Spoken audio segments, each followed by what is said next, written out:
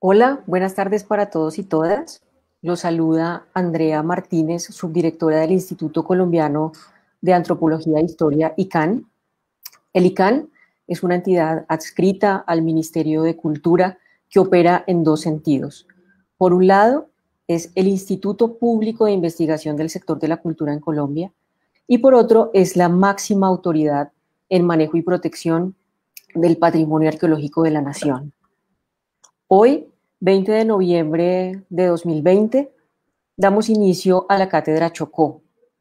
La cátedra es un espacio flexible al que esperamos que otras instituciones, organizaciones, investigadores y sabedores del Chocó se vinculen eh, y todos aquellos que quieran hacer parte de este espacio de pensamiento y reflexión sobre la cultura, el patrimonio cultural, el patrimonio arqueológico, la sociedad y las nuevas formas de narrar la historia de los afrocolombianos. Eh, Todo esto enmarcado en la intención de fortalecer el reconocimiento y el respeto por la diversidad y la multiculturalidad en el país. Este es un espacio, la cátedra, que pretende conectar el pasado con el presente y con el futuro. Esta cátedra Chocó se realizará una vez al mes durante todo el año 2021 y esperamos que la suerte nos acompañe para realizarla también durante todo el año 2022. Estaremos invitando oportunamente a través de diferentes canales de divulgación para que la mayor cantidad de personas pueda asistir a este espacio que consideramos de una muy alta relevancia. Además, esta cátedra quedará grabada en el canal del Instituto Colombiano de Antropología e Historia en YouTube para que pueda ser consultada en diferentes momentos y pueda ser también usada para diferentes fines. Hoy hablaremos de Santa María de la Antigua del Darién y para eso nos acompaña el investigador del Instituto Colombiano de Antropología e Historia, Alberto Sárchina, a quien recibimos y acogemos y agradecemos dar inicio a este espacio que de verdad es muy importante no solamente para el instituto, sino para todo Colombia. Bienvenido, Alberto. Quisiera pues saludarte y también pedirte que nos cuentes un poquito quién eres, cuál ha sido tu experiencia y pues luego que avances en el tema que nos vas a contar hoy. Bueno, buenas tardes, muchas gracias, Andrea. Eh, bueno, yo soy Alberto Sárchina, soy arqueólogo italiano. Estoy doctorado en Leiden, en la Universidad de Leiden, en los Países Bajos. Y bueno, hace 7 años estoy trabajando en Santa María de la Antigua del Darién, que como muchos de ustedes saben, es la primera ciudad fundada en el continente, en la tierra continental de América. Digamos, mi especialización es la arqueología estratigráfica. Es una forma de excavar muy detallada, muy fina. Y, y entonces esta es la forma en que estoy trabajando en Santa María de la Antigua. Eh, pues por suerte tuve la suerte de ya estar 2 veces en esta cátedra, en Quibdó. Era mucho más placentero estar en la ciudad en vivo y poder pasear por las calles de Quibdó que tener que hacer virtual. Pero bueno, eso nos tocó este año, un año raro. Y bueno, entonces quiero empezar de una porque tengo muchas cosas que decirle y pues fundamentalmente hablaremos de Santa María de la Antigua del Darién, que es el primer parque arqueológico en el Chocó y es pues el quinto parque arqueológico de Colombia. Y entonces es un punto muy importante culturalmente hablando para la región del Chocó. Santa María de la Antigua del Darién pues fue una ciudad castellana, naturalmente, pero no es solamente una historia castellana. Obviamente es una historia que tiene que ver mucho con una invasión.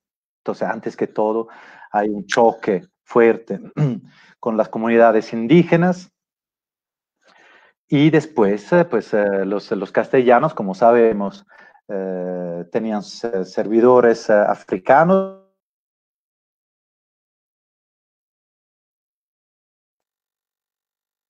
La parte dominada directamente por ellos, pues les toca también empezar a hacer una trata de africanos para poder tener esclavos en sus minas y en la búsqueda de las perlas y todo eso. Entonces es una historia muy, que habla un poco de todo digamos, esta conformación humana que es la que tenemos en Colombia. O sea, el comienzo del mestizaje es Santa María de la Antigua del Darién. Justamente ayer hicimos una transmisión siempre con el ICANN a propósito del reino de Bayamo, entonces de todo lo que pasa después, inmediatamente después del abandono de Santa María de la Antigua. Y es una historia muy interesante de resistencia africana. Aquí hablaremos un poco quiero hablarles un poco de las últimas, como las primeras 2 veces que nos hemos visto en Quibdó. Hemos visto cómo se iba evolucionando la investigación en Santa María, pues vamos a ver también cómo ha evolucionado y me quiero concentrar un poco más en la forma en que hemos trabajado con la comunidad local.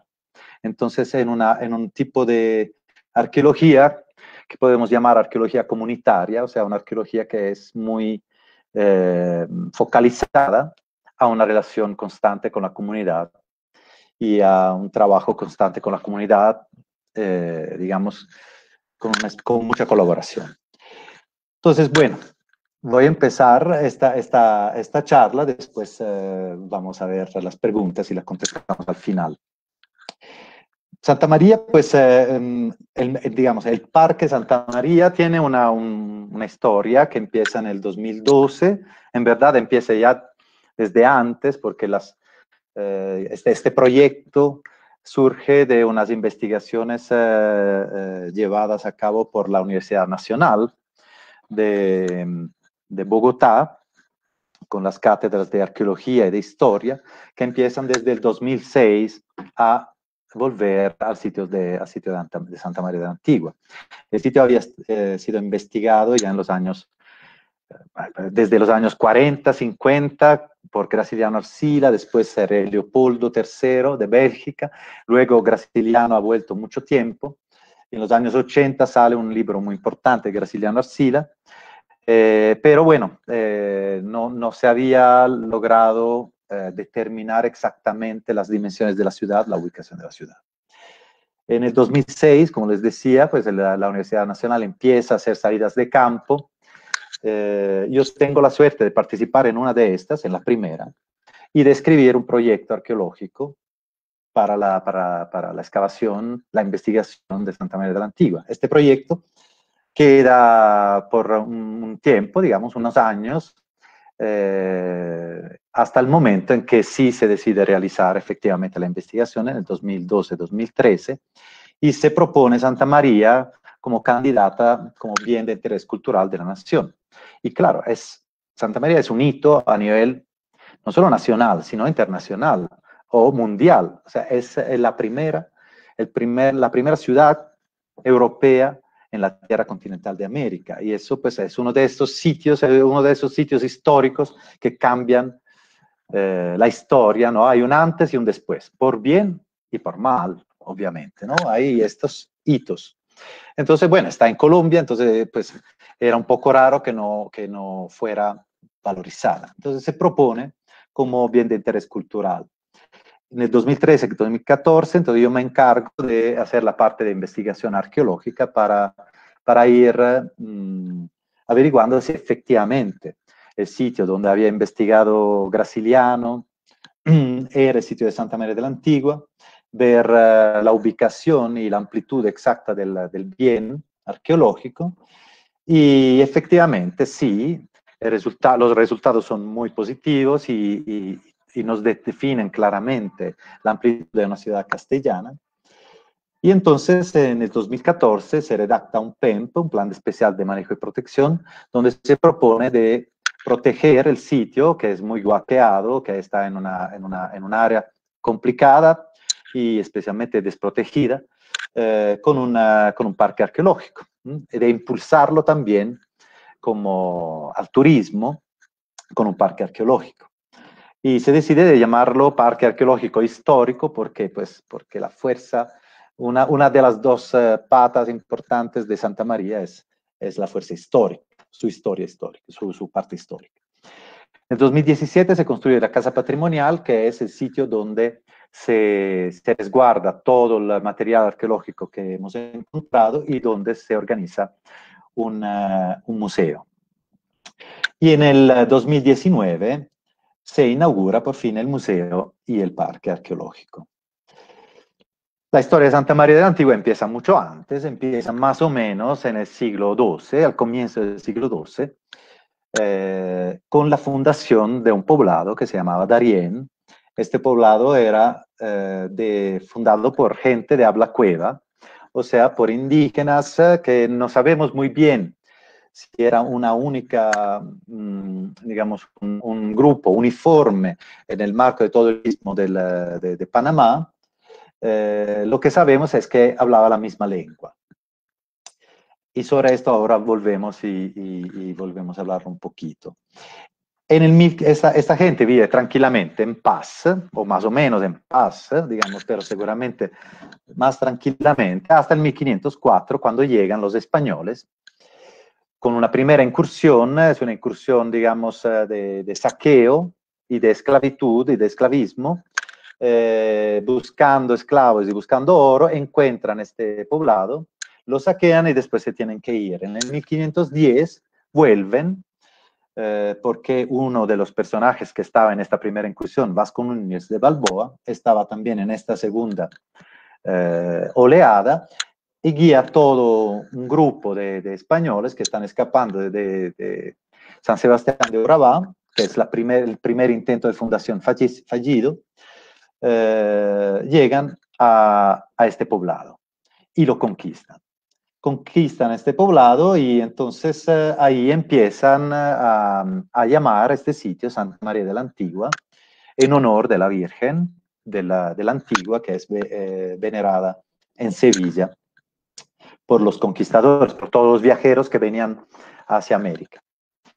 En el 1514, este primer sitio se transforma en una ciudad de verdad y llega entonces el gobernador Pedrarias Dávila y llega con un escudo de armas y pues para organizar una ciudad con 2.000 personas entre las cuales habrá el obispo Juan de Quevedo, habrá frailes franciscanos para ampliar el pequeño monasterio franciscano que ya estaba en la primera fundación, llegarán otros frailes para hacer el hospital de Santiago, se armará una casa de contratación, una casa de fundición, o sea, llega la fuerza administrativa española con toda su fuerza.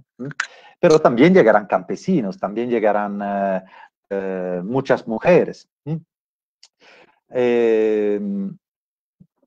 Toda esta gente, pues, se va a construir una verdadera ciudad. Entonces, este primer fuerte, que eran como unos 500 personas, se vuelve un sitio de 2.500, 3.000 personas, que con todos los servidores van a ser más de 5.000 personas. O sea, es una ciudad.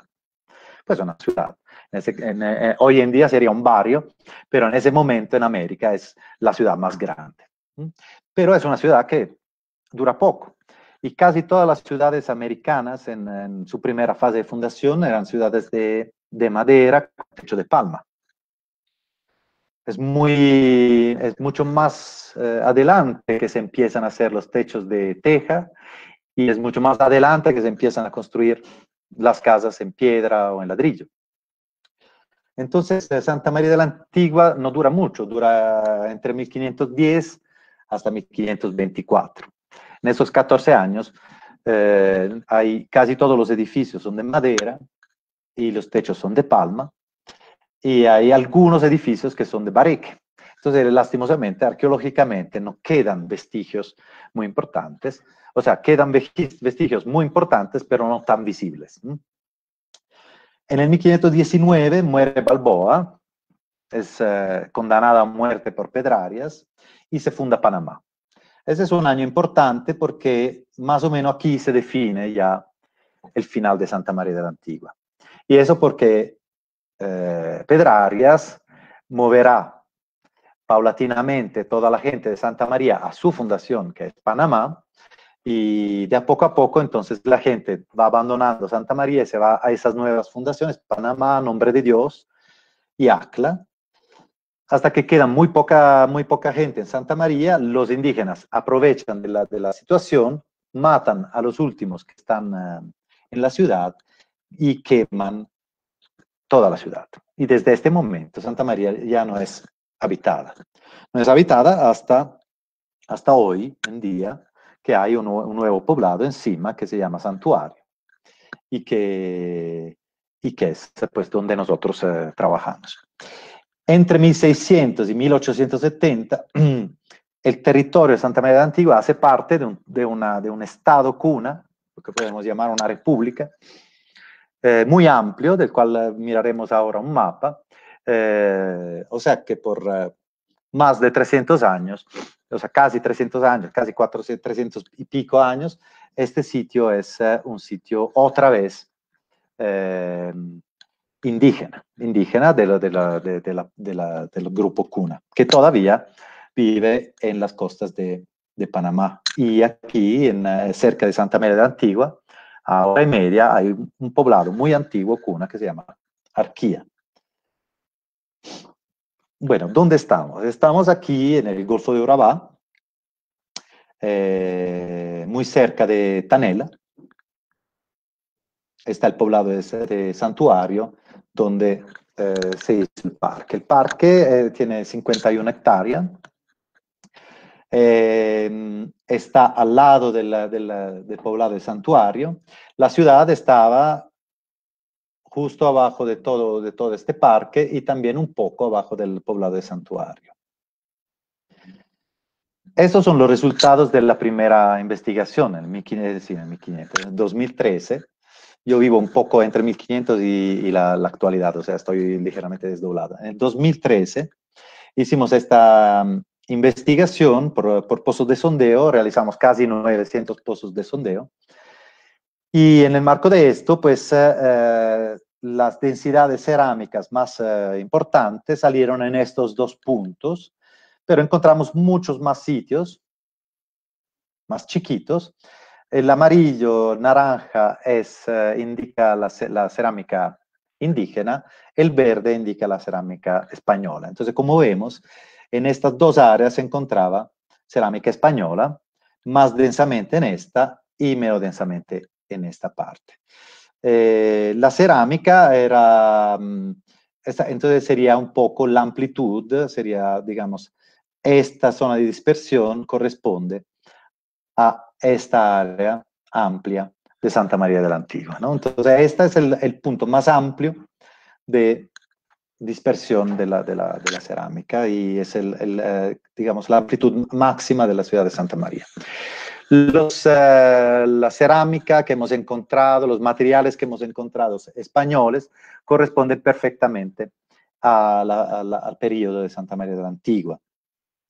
Y también la amplitud del área arqueológica era suficientemente amplia como de ser comparable con una ciudad castellana.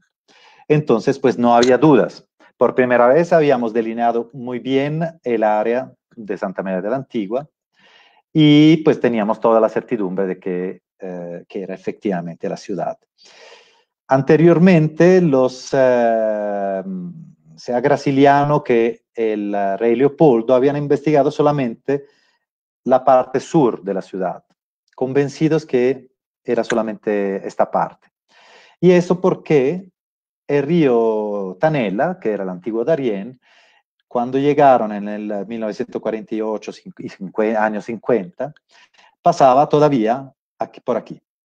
Entonces, como las fuentes hablan de la ciudad al costado izquierdo del río, entonces siempre se ha pensado que era solamente esta parte. Nosotros hemos descubierto que también la ciudad tenía otra parte, el doble prácticamente, más al norte, porque el Paleocauce más antiguo corría mucho más al norte. Entonces, bueno, esas son las investigaciones estratigráficas, las excavaciones que hemos realizado en esos años, y hemos investigado en esos años la fase prehispánica. Hemos encontrado, definido claramente la fase prehispánica con su inicio, su comienzo en los años entre 1028 y 1184, con una fecha de radiocarbono, con 2 fechas de radiocarbono, o sea, estamos hablando más o menos del 1100. Y esta fase ha sido definida por esos son unos canales que aparecen en esta fase más antigua, son unos canales de irrigación, seguramente de cultivo, y aquí se ve claramente unos huecos de poste, que significa una fase de vivienda.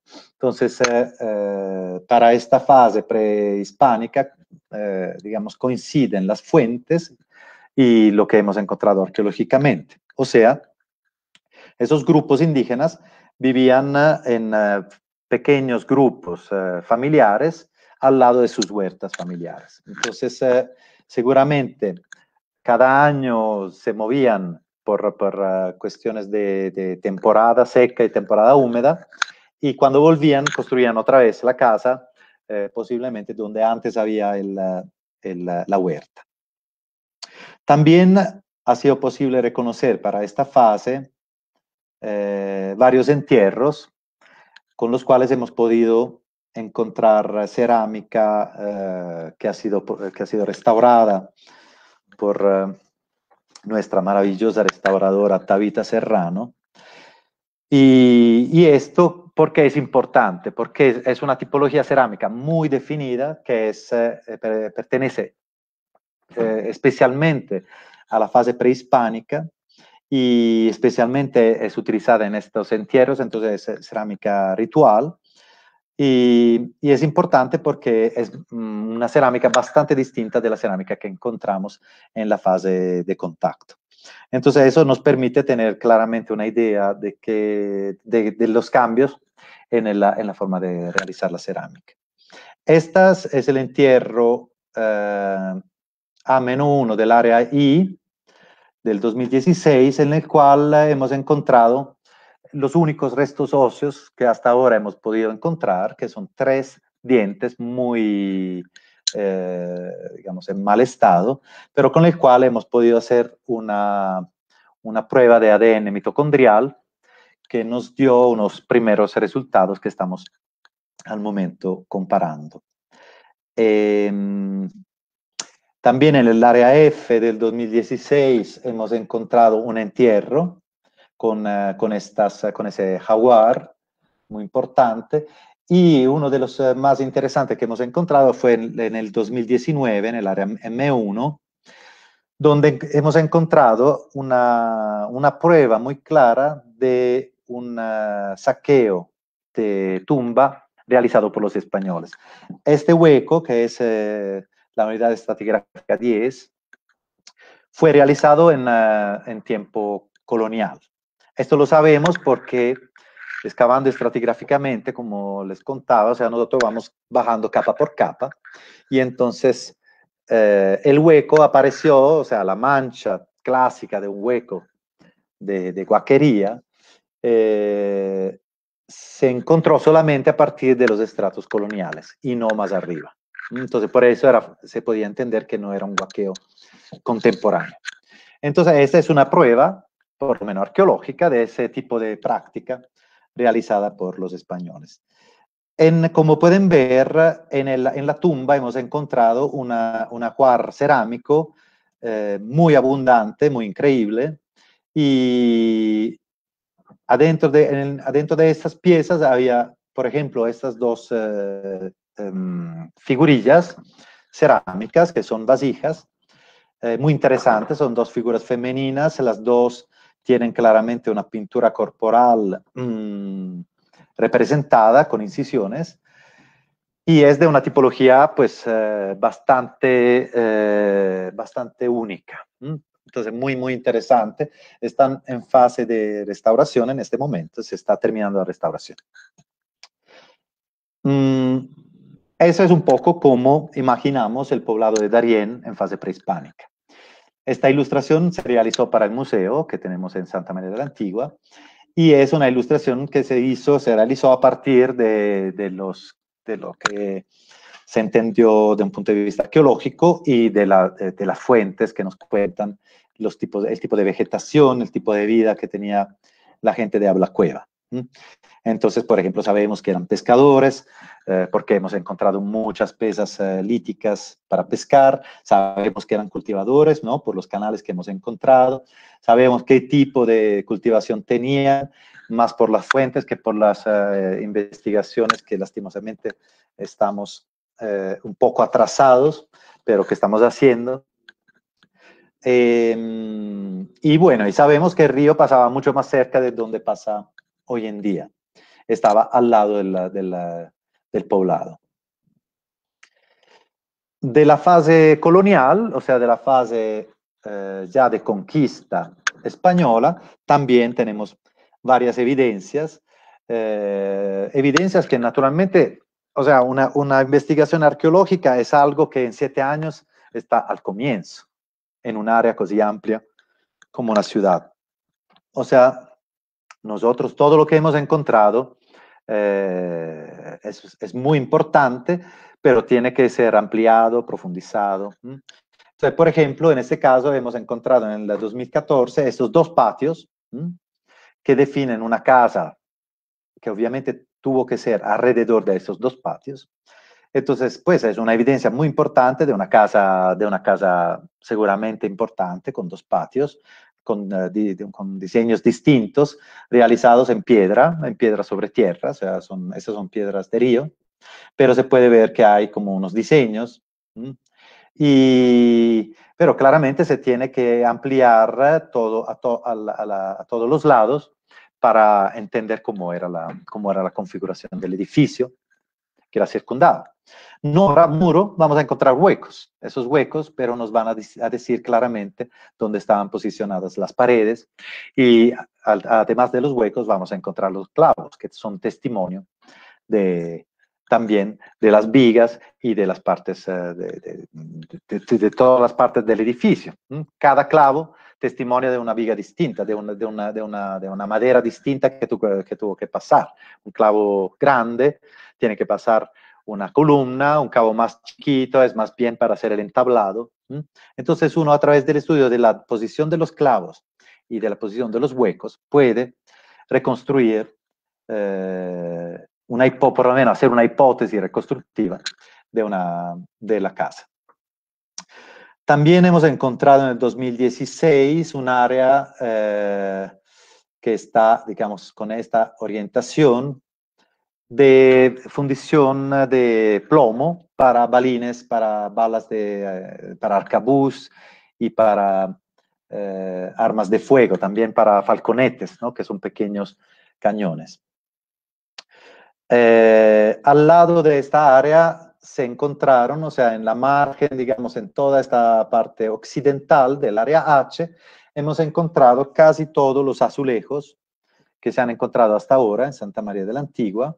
El azulejo es digamos, es una baldosa decorativa, parietal, para paredes, que se utiliza muchísimo en España, en Sevilla, a partir, o sea, es a partir, digamos, de la tradición árabe, y continúa también en época, digamos, después de la reconquista española, castellana, que se sigue utilizando, y en este caso, este tipo de azulejo es un azulejo de cuerda o azulejo de arista, y es entonces con cierto relieve, y nos define exactamente la época. O sea, es una época muy temprana, estamos a comienzos de 1600, sí, de 1500, finales de 1400. También hemos encontrado muchas probetas en esta parte de este corte. Esto nos dice que muy posiblemente, digamos, al lado del sitio de fundición para balines, o sea, en esta parte empezaba un edificio importante y lo que pensamos es que pueda ser el Hospital de Santiago. Y bueno, entonces tendremos que investigarlo, espero muy pronto posible. También otra evidencia que hemos encontrado importante es una de las calles de la ciudad, la calle más occidental de la ciudad, que hemos llamado calle Oeste. Como ven, es una factura bastante sencilla, digamos, es un empedrado de piedras más finas, directamente sobre tierra, pero sobre tierra comprimida. Y en algunas partes, en las partes más húmedas también, hay un empedrado más abajo, con una función de drenaje. Al lado de la casa, pues en este caso también, aquí sabemos que existe un edificio español. Eso porque hemos encontrado una cantidad de clavos muy importante y hemos podido ubicarlos, entonces sabemos que pues, la estructura del edificio está por este lado. También en este caso habría que ampliar el área para encontrar perfectamente el edificio y poder encontrar su... También hemos encontrado un candado, o sea, una cerradura de este edificio. Hemos encontrado esta moneda, son 2 maravedíes del 1506, entonces también perfectamente fechante.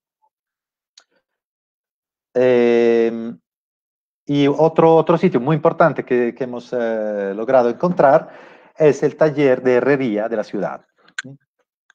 Aquí se realizaban trabajos de arreglo fundamentalmente de los hierros, ya que todo lo que se traía de hierro en Santa María de la Antigua dramáticamente se oxidaba. En el Darién, pues como más o menos en todo Chocó, como sabemos bien, el nivel de humedad es impresionante y los españoles no estaban para nada preparados a esto. Entonces llegan con una idea o sea, llegan con su gran aparato tecnológico en hierro y se le oxida todo. Entonces las espadas, nosotros encontramos continuamente pomos de espadas separados del resto de la espada. O sea, encontramos los pomos y no está el resto de la espada. Entonces, la impresión es que esos pomos, que son la parte, digamos, que están abajo de la espada, que servía para hacer, digamos, de contrapeso a toda la lama, ¿no? Estos pomos que son separados, se caían por oxidación. Entonces, bueno, en este herrero, este taller de herrero es un taller muy primitivo, muy sencillo, donde no se podían realizar nuevos elementos en hierro, pero sí se podían, por ejemplo, arreglar clavos, o sea, volver digamos, a realizar los clavos a partir de barras, o sea, hacer trabajos pequeños. No se podía hacer una espada, para decir aquí, se podía arreglar. Pero es muy importante haberlo encontrado también porque se encuentra una cantidad de escorias impresionante, como hemos encontrado como 36 kilos de escorias. Y hemos encontrado ese tipo de elementos que estaban seguramente en fase de arreglo. Esa es un poco una imagen así ideal de Santa María de la Antigua, o sea, una ciudad organizada con sus huertas. Sabemos que las casas tenían huertas internas.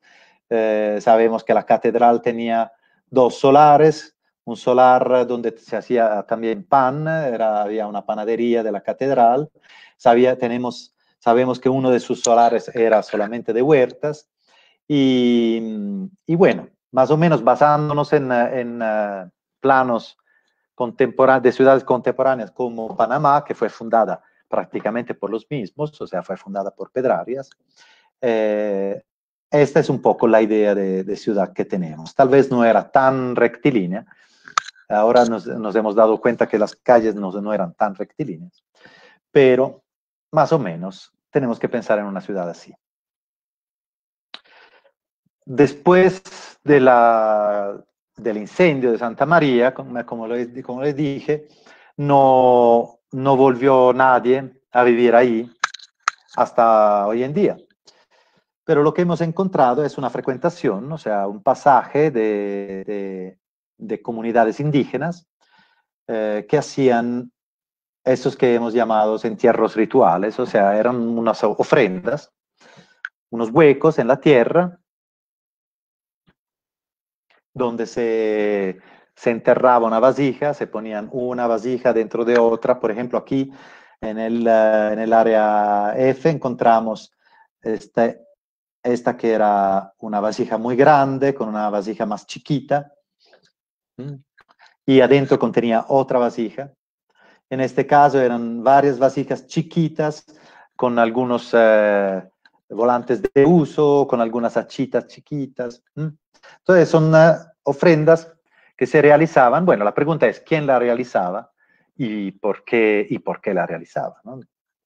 Entonces, ¿por qué la realizaba? Pues la idea mía es que es una especie de limpieza. O sea, Santa María de la Antigua significó esclavitud, significó muerte, significó violaciones, ¿no? Por muchas de las personas indígenas que tuvieron que pasar por ahí.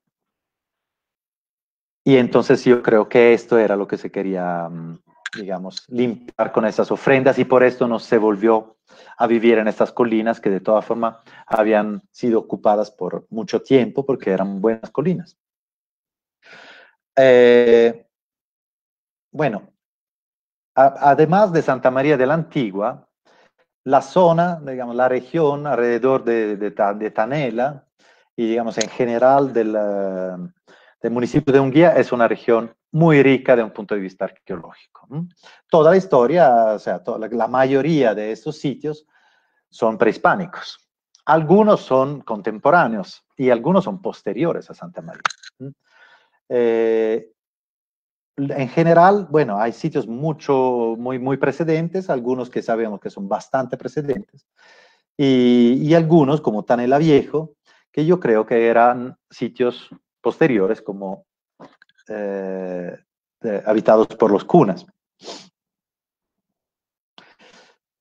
Los Laureles es un sitio cercano, es el sitio que es denominado aquí 3, es el sitio más cercano. Fuimos a investigarlo, convencidos que era, digamos, una especie de apéndice del poblado de Darién, y hemos descubierto que no, que en verdad tenían que ver con algo posterior. Era una cerámica parecida, pero no del todo igual, y hecha en forma mucho más burda, y es un sitio donde vivió un grupo chiquito, posiblemente una familia o unas 3, 4 familias, por poco tiempo, y donde se organizó por poco tiempo, y posiblemente son las personas que fueron a hacer estos entierros rituales. Es un poco, digamos, tenemos que pensar que después del final de Santa María, esta zona se queda aislada, pero de toda forma los habitantes de esta zona, especialmente indígenas, se tienen que mover mucho para evitar de entrar otra vez en contacto dramático con los españoles. Entonces, este sitio posiblemente ha sido habitado por poco tiempo, por gente que tuvo que irse a otro lado rápidamente. En el 1532 hay una historia interesante. Esta es otra imagen que tenemos en el museo, y representa 7 años después del final de Santa María, pasa por aquí, por esos sitios, un señor que se llama Julián Gutiérrez. Julián Gutiérrez es un antiguo vecino de Santa María de la Antigua, que en el 532 ya vive en Acla, que es la llaman ciudad, en verdad es un poblado relativamente cercano, digamos, ya está ahora donde está Panamá actualmente, y desde Acla está viniendo a hacer las paces con todos los caciques del Golfo de Urabá. digamos, en esta charla con estos caciques, que tiene a través de una lengua que se dice lengua, o sea, una traductora, que era su mujer, se llama Isabel, una indígena.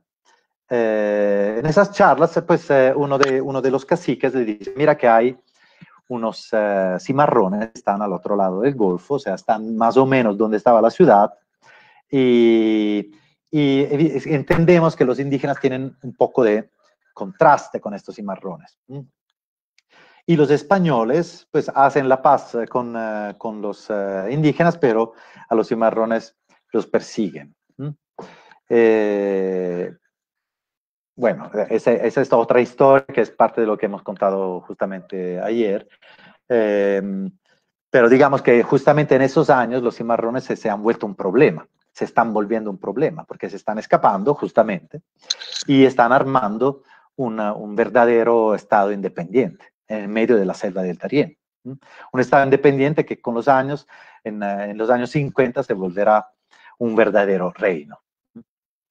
Pero entonces aquí Julián Gutiérrez va en búsqueda, entra por el puerto, sube el río, llega al sitio donde solía estar la ciudad y a una legua, más o menos a 5 kilómetros, se encuentra un rancho. Se encuentra un rancho con unos negros, 3, 4, no sabemos bien, pocos, que están asando carne y están cantando. O sea, es una escena maravillosa. O sea, es gente que está tranquila, por fin, ¿no? Otra vez libres, están en la selva, están fugitivos, pero están bien. Y los españoles son como 3 españoles y 25 indígenas, 23 indígenas. Y no los atacan. O sea, aunque sean 20 y pico, no tienen el valor de atacar a 3, 4 africanos, porque seguramente pues, es gente pues, de cierta importancia física, ¿no? Además que sabemos después que se organizan, en verdad se organizan como guerreros de a poco. Esos posiblemente no, pero bueno, incuten temor, especialmente en los indígenas, tanto que cuando se duermen, los atacan, pues, ¿no? Qué coraje, ¿no? Atacar gente dormida, pero bueno, los atacan y apenas se despiertan, los indígenas se escapan todos, o sea, los 23 indígenas se escapan. Eso pues nos dice el miedo de este encuentro de dos grupos, ¿no? O sea, del miedo que daba el color negro, ¿no? Porque los indígenas de todas formas tenían esta idea, pues un poco como en Europa, ¿no? Del hombre negro como el hombre diabólico, malo, ¿no? Entonces es representado ahí en vivo, ¿no? Entonces se escapan. Entonces se quedan los españoles, en verdad esos 3, 4 logran escaparse. Logran escaparse, pero bueno, ese cuento, todo está contado en un libro de Juan Friede muy interesante, que son los, ¿cómo se llaman? Los inéditos para la historia de Colombia, documentos inéditos para la historia de Colombia, el volumen primero, está esta historia. Y es contada por un oidor. Esta historia es muy importante porque nos dice, bueno, después de Santa María, ¿qué pasa? Bueno, por un lado sabemos arqueológicamente que pasan comunidades indígenas. Por otro, por el lado histórico, sabemos que también estaban pasando comunidades africanas o de africanos escapados. Y que por aquí, entonces, toda esta parte del Darién era un sitio afuera del control español, completamente, donde se estaban organizando grupos de cimarrones, grupos de indígenas que se movían, etc.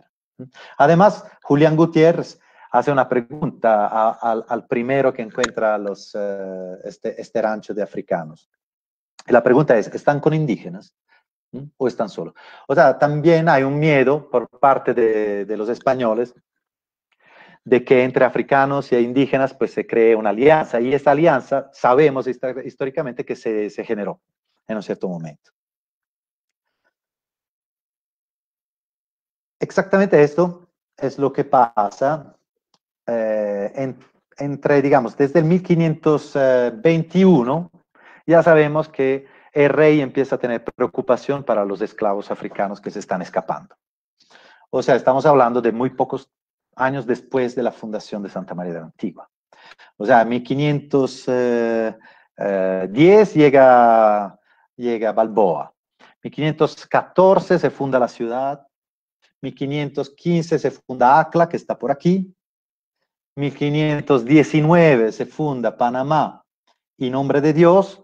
Y ya en el 1521 los cimarrones son un problema. O sea, obviamente la gente escapaba. Pues, claro, todos escaparíamos de la esclavitud, ¿no? Y además es una esclavitud, imaginemos una esclavitud terrible, o sea, cualquier esclavitud es terrible, pero un trabajo terrible, como pescadores de perlas en las Islas de las Perlas. Eso significa todo el día lanzarse dentro del agua, en apnea, volver arriba, volver abajo, llenar una cesta llena de ostras, después volver arriba. O sea, un trabajo terrible. Y en las minas de oro, peor. Entonces, claro, se le escapaban, así. Y se reunían aquí. Una comunidad, comunidades, pues como decíamos ayer, comunidades interculturales, porque esos africanos, uno dice, bueno, llegaban de África. África es un concepto bastante amplio, es un continente mucho más grande que Europa. Y en África había culturas distintas, lenguas distintas. Entonces, la origen de esta gente era completamente distinta. Nosotros la podemos, como decir, podemos seguir el rasgo de estas orígenes por los apellidos de esta gente, que se llamaban Antón Congo, Antón Mandinga. Entonces sabemos que había gente, este apellido nos habla de sus orígenes. Entonces hay todo el Golfo de Guinea, pero también más abajo, Congo, Angola, también de Mozambique. Entonces tenemos que pensar, esos primeros palenques que se arman aquí en el Darién, al lado del río Tuira, al lado del Golfo de San Miguel, eran sitios multiculturales, donde se hablaba muchas lenguas distintas, donde había usos y costumbres distintos. Entonces, la situación se le va de la mano a los españoles y se va armando aquí especialmente un amplio espacio de dominación africana en América. Africana porque todavía pues ya empezarán a haber nacido los primeros afroamericanos, pero pues en esos años, en esos primeros años, es toda gente que llegue directamente de África. Y entre 1540 y 1600 se va armando un verdadero estado alternativo, muy organizado.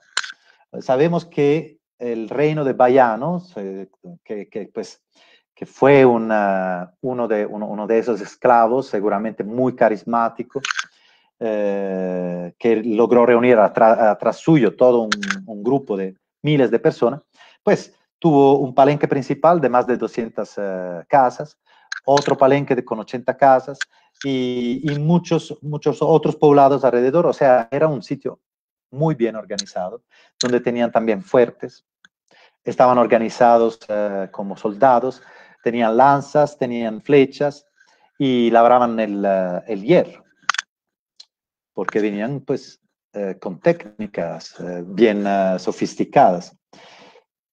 Entonces, bueno, en un cierto momento los españoles les toca empezar una guerra de verdad y al final, en verdad, pierden la guerra y le ofrecen a esos africanos, a esos cimarrones escapados, les ofrecen la libertad, ofreciéndole dos poblados donde serían libres. Uno se llama Santiago del Príncipe, que está más o menos aquí, en Nombre de Dios, y otro se llama Santa Cruz la Real, que está a unos 15 kilómetros de Panamá. Y aquí así es como terminan esa guerra. Esta guerra que en un cierto momento, cuando empiezan a llegar también los corsarios ingleses, se le complica dramáticamente porque la alianza entre cimarrones libres y corsarios ingleses ya se vuelve demasiado complicada. Después de ese momento muy interesante de resistencia africana, que en verdad gana en un cierto orden de ideas, empieza un periodo de dominación cuna. Desde el 1610 en adelante aparecen los cunas que seguramente habían vivido o al interior de la gran confederación Cueva, que eran esos indígenas que tienen el primer impacto con los españoles, o eran vecinos inmediatos de los Cuevas, y en mi concepto los cunas vivían por aquí, en el río Tuira, en la parte alta del río Tuira, como sus leyendas mismas dicen. Y desde aquí se mueven y empiezan a entrar entonces en todo ese espacio no controlado por los españoles. Entonces empiezan a controlar el lado oriental y el lado occidental del Golfo de Urabá y toda la costa norte del Darién, toda la costa atlántica. También todo el río Chucunaque, toda la parte central del río Chucunaque. Este es un mapa maravilloso del 1795, donde un capitán español, con el intento de masacrar definitivamente a esos indígenas rebeldes, nos indica exactamente dónde estaban sus poblados.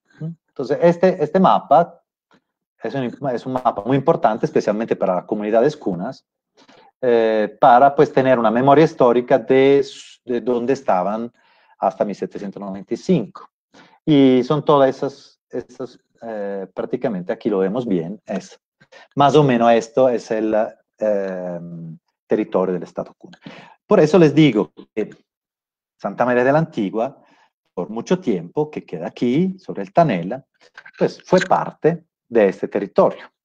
Entonces, es una parte de la historia que también queremos contar en nuestro parque arqueológico. Ahora estamos justamente realizando la museología y la museografía del parque para empezar a tener un circuito ya funcionante a finales del 2021. Y lo que queremos contar es no solamente la historia de la ciudad colonial, sino también la historia de lo que fue antes, o sea, de los cuevas y toda parte, digamos, indígena precedente, pero también todo lo que pasó después, de lo que pasó con los palenques africanos, o digamos de afroamericanos, recién afroamericanos, y también todo lo que pasó con la dominación cuna, o sea, todos esos años, esos 400, 500 años que están después del final de Santa María de la Antigua, pues los queremos contar bien, porque son historias muy, muy interesantes. Por ejemplo, pues aquí, ese es el río Tanela, hay dos comunidades cunas. Pues presumiblemente esta comunidad cuna es la que les digo yo de Tanela Viejo. Bueno, pero quería hablarles del trabajo comunitario que hemos implementado en estos años. O sea, la idea de nuestro proyecto era, siempre ha sido no llegar y hacer solamente una investigación arqueológica, histórica, académica, esos discursos académicos entre académicos que son interesantes y a veces muy aburridos. No, queríamos tener una comunicación constante y también una fase creativa, como por ejemplo en esta fase de creación de la museología, pues con las comunidades. No, o sea, un trabajo con la comunidad no es solamente llegar a hacer una reunión, tomar unas asistencias, entregar un informe y se acabó. No, el trabajo comunitario es una cosa larga. Entonces, bueno, esa es un poco la situación de las comunidades en Santa María de la Antigua, o sea, en la región, digamos, de Santa María. Tenemos comunidades colonas, todas esas comunidades en esos cuadraticos rojos son las comunidades colonas. Los naranjitas son comunidades colonas más chiquitas, son veredas. Después hay comunidades afrodescendientes, que son esas naranjas, en Bocas del Atrato, en Mariaga, en Puerto de Unguía, en Tarena, en Pitumate, de origen distinta. porque estas de la costa son más bien comunidades que llegan, son afrodescendientes que llegan más bien de la zona del Atlántico, grupos que vinieron y se armaron esas comunidades para la tala de árboles, para la recolección de la tagua.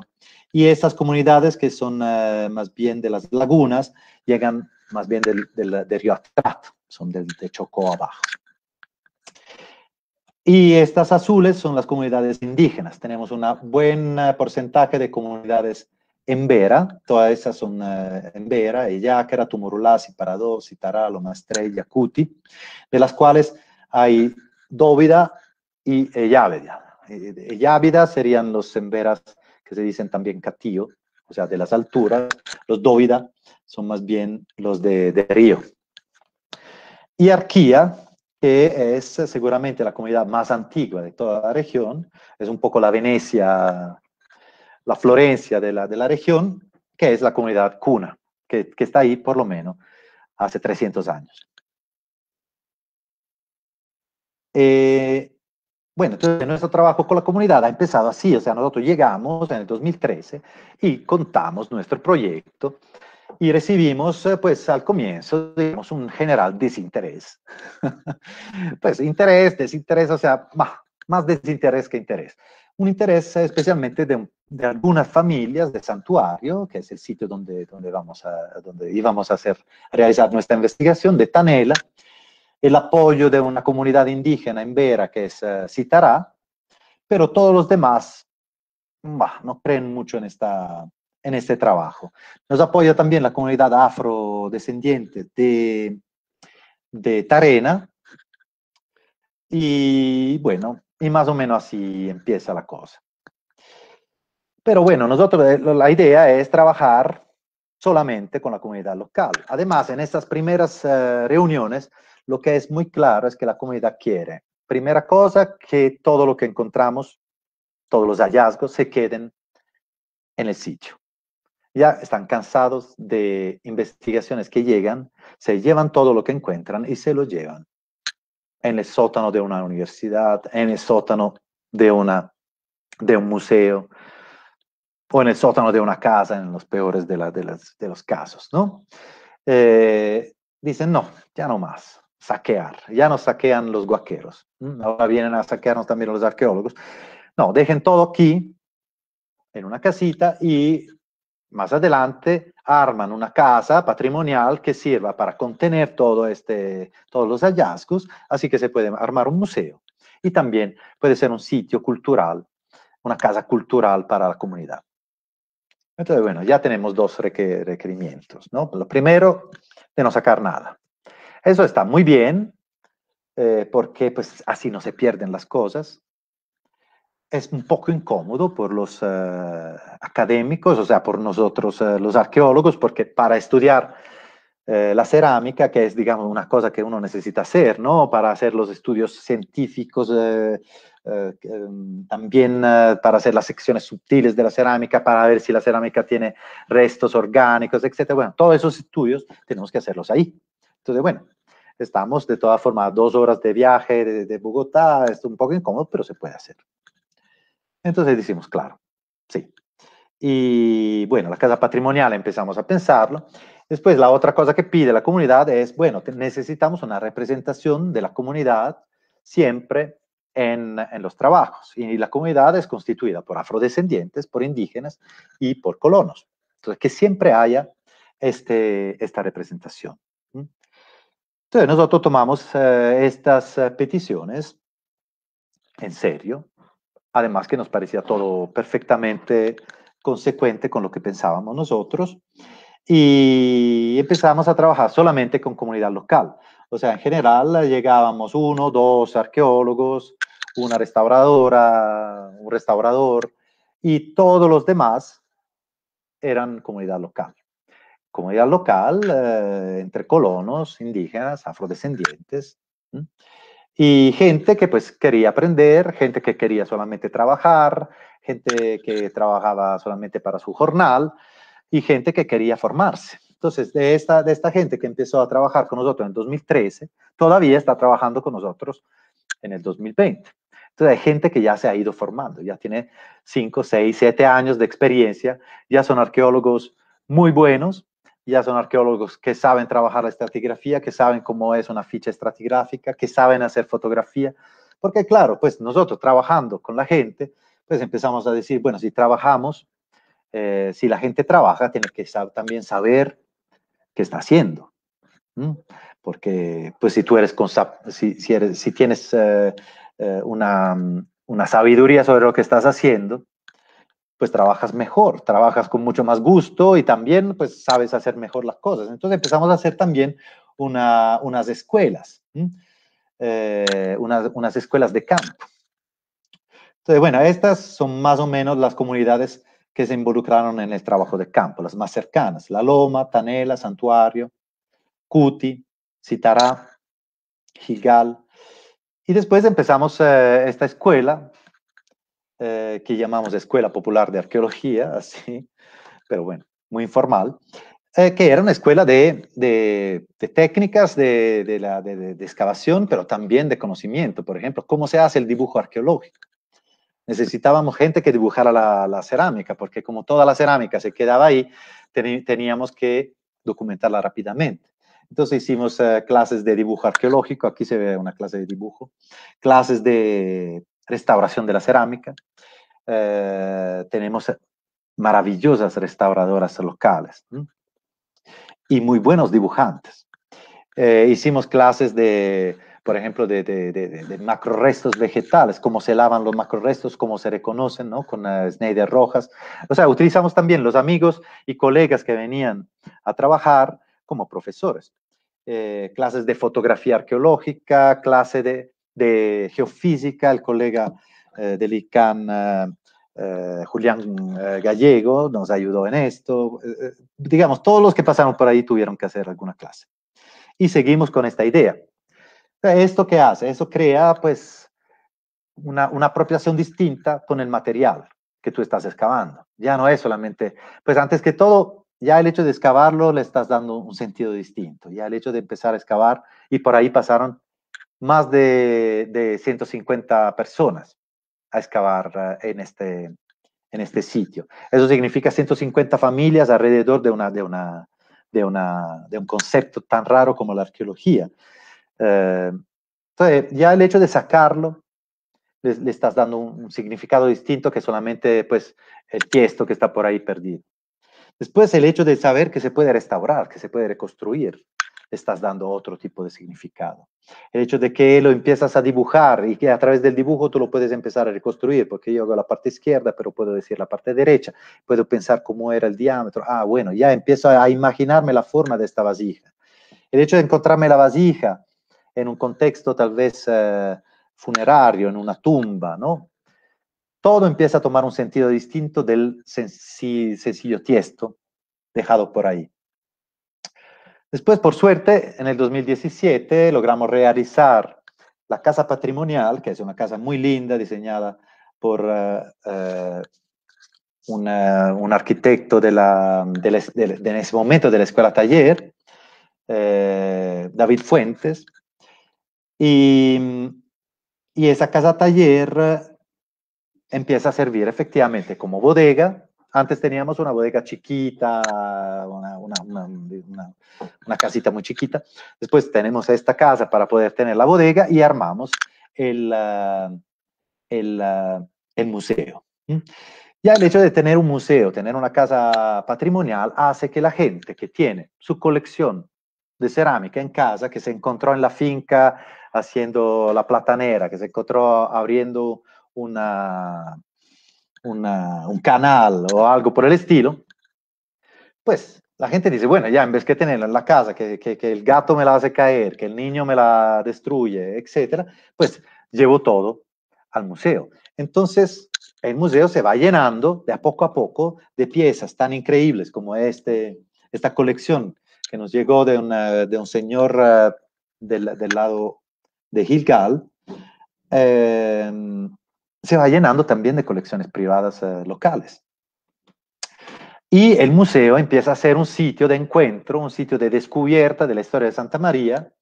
Nosotros hemos montado este museo con una museografía pensada también para poder ser leída en varios niveles, también por gente que tal vez no habla español. Por ejemplo, muchos indígenas hablan varias lenguas indígenas, o sea, son hablan muchas lenguas, pueden hablar varios dialectos y varias lenguas distintas, pero a veces el español no lo saben leer. Entonces, las imágenes eran importantes, los audios eran importantes.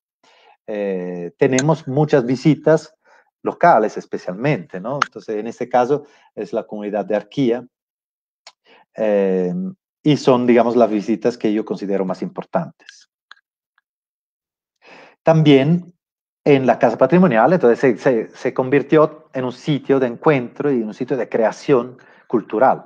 En este caso, estábamos realizando, o sea, la comunidad local estaba realizando los PDT, los planes de desarrollo territorial, y nosotros los hemos asesorado en la fase de escritura, de elaboración de esos proyectos, que después fueron llevados a Quibdó. También aquí hemos elaborado un proyecto de vivienda rural de interés cultural, que es un proyecto que está todavía, digamos, en fase de digamos, desarrollo en el Ministerio de Vivienda, pero fue desarrollado fundamentalmente por nosotros y con una idea del Ministerio de Cultura. Y después, en 2018, realizamos el grupo que para mí, digamos, es el punto final, digamos, lo que da todo el sentido a todo ese trabajo comunitario, que es el Comité Cultural. El Comité Cultural es pensado como un comité, como un grupo de personas locales, representantes de todas las comunidades locales, que trabaja alrededor de la cultura. Entonces, utilizar el parque y la casa patrimonial como un sitio de creación cultural, para mostrar la cultura tan interesante y tan varia que hay en esta región. O sea, como les mostré, es una cultura, o sea, hay muchas culturas por ahí. Pero muchas veces esas culturas, estos grupos, no se hablan mucho entre sí, afrodescendientes con indígenas muy poco, indígenas de una comunidad con indígenas de otra comunidad también tienen roces, colonos, indígenas, colonos y afro, bueno, o sea, hay mundos ahí con muchas tensiones. La idea es, pues, olvidémonos de esas tensiones, olvidémonos de toda la parte política, hablamos solamente de cultura, hagamos cultura. Y la hacemos utilizando el espacio del museo, utilizando el museo, o sea, vamos también a hacer, a realizar unas, ¿cómo se llaman? Instalaciones en el museo, que sean temporales, y vamos a armar también eventos culturales que hablen de las culturas. O sea, que la gente que llegue a Santa María de la Antigua no solamente vea la historia antigua de Santa María de la Antigua, sino que pues tenga todo un recorrido que desde lo más antiguo llegue hasta el día de hoy y que se encuentre con las comunidades de hoy, que también sean una parte del relato, porque pues estamos en un territorio, el territorio es vivo. Entonces, si armamos un parque arqueológico, el parque arqueológico tiene que tener en cuenta también todo el territorio. Y entonces, bueno, entonces este grupo es un grupo maravilloso, de verdad, con gente muy, muy valiosa, y ya hemos realizado unas actividades. Aquí eran 21 representantes, ahora ya son 35, ya en vez que tenemos más comunidades.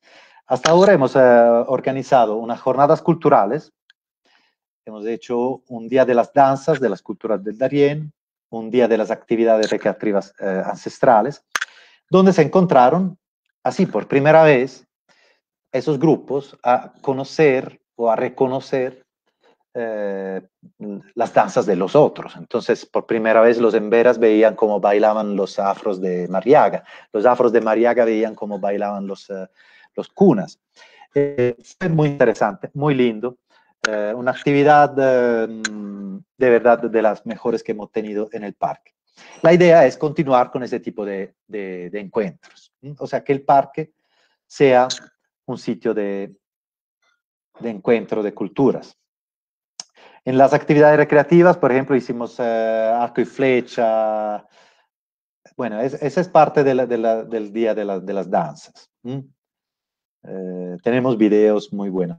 Ese es el día de las actividades recreativas. O sea, queríamos retomar todas las actividades recreativas que no fueran solamente el fútbol, sino, por ejemplo, una actividad recreativa indígena, arco y flechas, o el Jamie, que es un juego clásico, o el salto de la cuerda, o el dominó. Fue un día muy especial. Y tenemos un próximo día que será en febrero, que será el día de la oralidad, de la memoria oral, donde los sabios de todas esas comunidades irán contando la historia del Darién según la memoria oral de cada comunidad. Entonces, estas son las comunidades que participan ahora en el comité. O sea, son muchas. En verdad, ahora hay también Triganá, bueno, y Tumurulá. O sea, buena parte de las comunidades que están en la región ya hacen parte del comité cultural. Otras cosas que hemos realizado en colaboración con la Universidad de Antioquia fueron unas cartillas didácticas, eso siempre a partir del comité cultural, donde fuimos realizando unas cartillas para las escuelas locales que contaran las historias por el momento de 5 comunidades, que son Arquía, que es una comunidad cunadule, Citará, que es Emberá, Cuti, que es Emberá y Yávida, Mariaga, que es afrodescendiente, y Gilgal, que es Colona.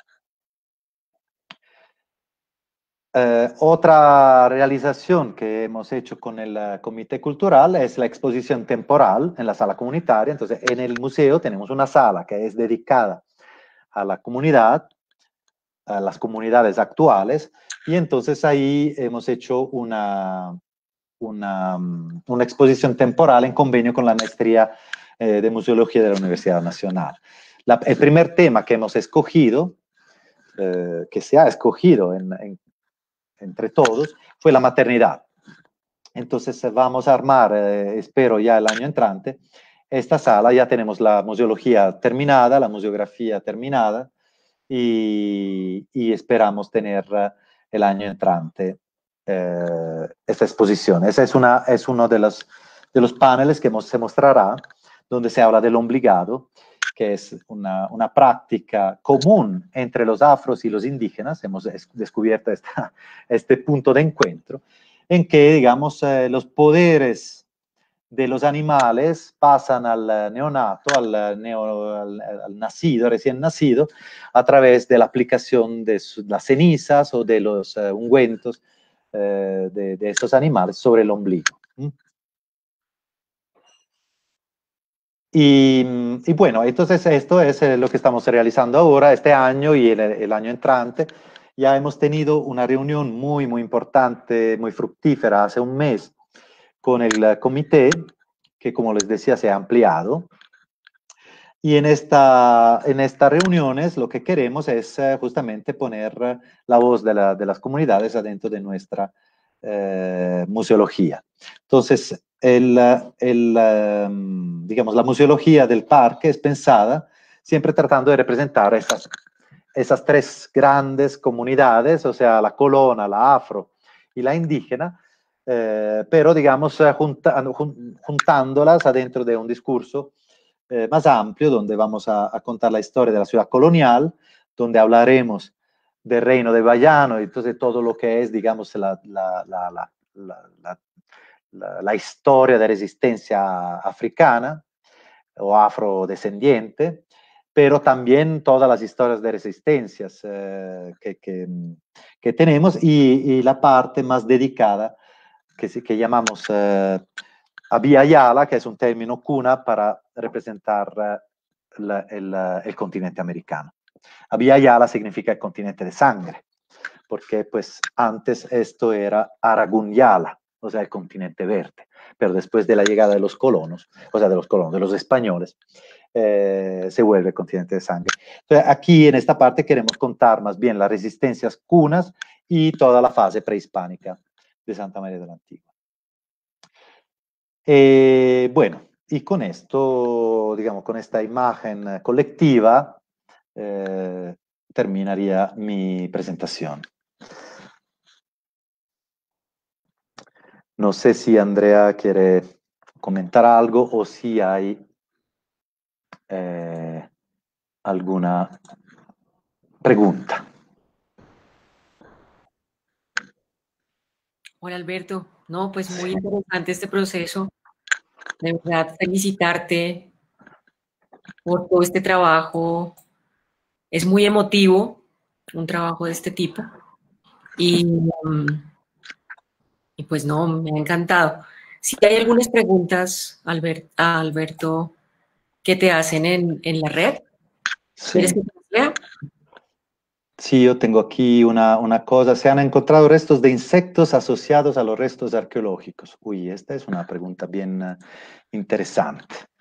Pues al momento, no. Digamos que estamos un poco atrasados con todo lo que es el trabajo, digamos, de laboratorio, por la razón que les decía, o sea, que nos toca hacer todos los trabajos allá, en situ. Entonces estamos, digamos, haciendo estudios de almidones en ese momento, estudios de fitolitos, pero al momento no hemos llegado hasta los insectos. ¿Existe algún reporte de saqueos recientes de piezas o elementos que estén en algún museo fuera del país? Sí. Eso lastimosamente, o sea, de saqueos recientes tenemos toda evidencia. La guaquería ha continuado prácticamente hasta que hemos logrado hacer el parque arqueológico. O sea, el parque arqueológico fue algo que fue fundamental para evitar el saqueo del sitio. El saqueo era, no era, bueno, de un lado de guaqueros profesionales, que los conozco además, o sea, es gente que conozco, digamos, uno conoce por ahí. Y esos guaqueros profesionales, pues lo que buscaban era el oro prehispánico. Entonces, claramente son los huecos más profundos. Pero había también no era un guaqueo, sino más bien esas visitas que pasaban por ahí, que se llevaban un clavo, cuando era un clavo, o había gente que pasaba con metal detector. Entonces, todo esto, eh, la generación del parque ha parado, diría, del 100%, todo este tipo de saqueo.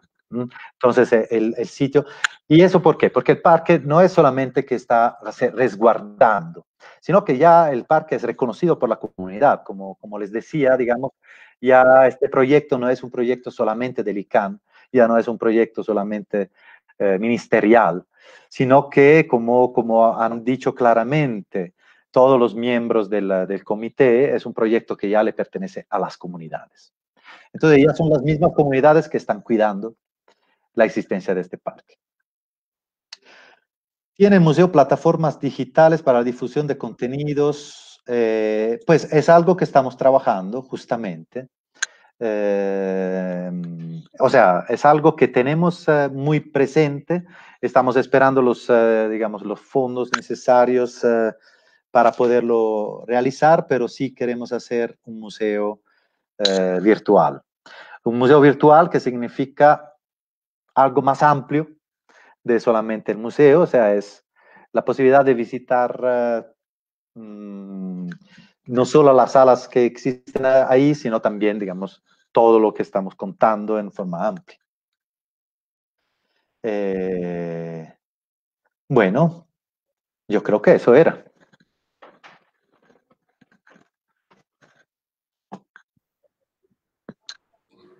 Así es. Bueno, entonces saludamos. Sí, pues principalmente agradecerte. Hemos tenido alrededor de 30 personas conectadas en este espacio. Creo que es un magnífico comienzo.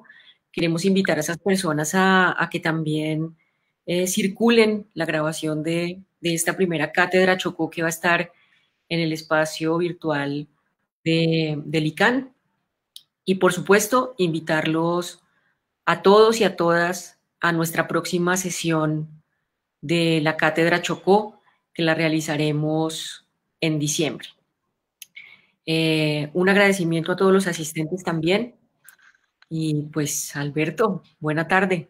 Bueno, muchas gracias a ti. Saludos a todos.